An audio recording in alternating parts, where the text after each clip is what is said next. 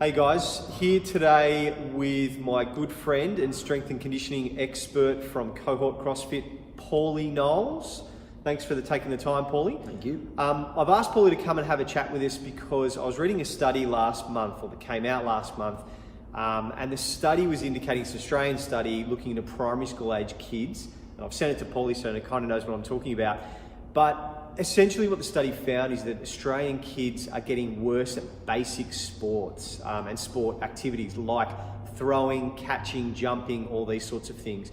And even after they took into account that Australian kids are getting heavier, that their weight is heavier, there was still a huge discrepancy in that. So the authors of those studies have talked about that the possibilities there are that screen time and the lack of general play in sport is contributing to that. I wanted to get Paul's advice and thoughts on that because he's a bit of a coach in this area and sees a lot of those kids. So Paulie, tell us, what do you see, mate?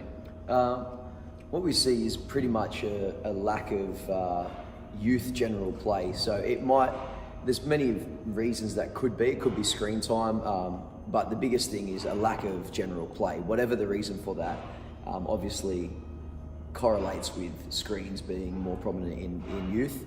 Our physios and our practitioners that we work with are seeing exactly the same rapid rate of decline and incline for injury as the decline for general play goes up. So as people are doing less, general play means like running, throwing, skipping, playing with their friends. You see a massive incline in or spike in knee injuries, hip injuries, right, ankle injuries. And I mean, there's an argument that obviously the world is less physical than ever anyway. So the need for kids to be doing this stuff is less than it was before when we were, a lot more physical in our actual day-to-day work. But the problem is that at the end game, whether you're sitting at a computer all day or you used to be a bin runner behind a bin, the end game is the same. So everyone finishes in the same place. The difference is when you've had all this general play and great health, you've got nice, strong, healthy hips. When you have, when you get to 60 or 70 and you break your hips, or, as you age and the age decline, as the age health declines, the people with general play have a great result or bounce back from any injuries. Right. So you're seeing that happen in kids though, from a young age, that there's, because we've talked about this before, that possibly there's less sort of just general, out in the street, skateboarding, running through, the bush and all this sort of stuff, and more kids on screens inside.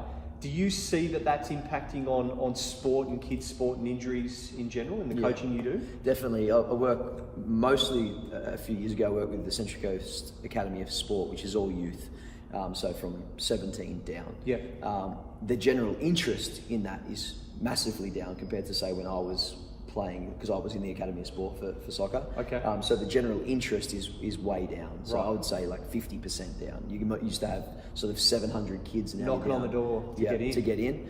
So then obviously in the gym we have a kids program which is much less interested than our adults program. Yep. And when we do have those kids come in, back in the day, it used to be, wow, kids have got great mobility. You should be able to squat like your son. You should be able to move around on the floor. But now we're seeing at the age of sort of 7 to 12 or 7 to 15, a rapid decline in mobility because they've been sitting all the time, because there's no general play. They're not taking their body through full range of motion. Yep. So the biggest thing that I've noticed physically changing with kids is that their mobility, which is a sign of predisposition to injury, is becoming greater, much worse at a younger age. So before it was like, as you were aging, you'd be like, oh, I'm 25, I need to warm up properly, or I'm 30.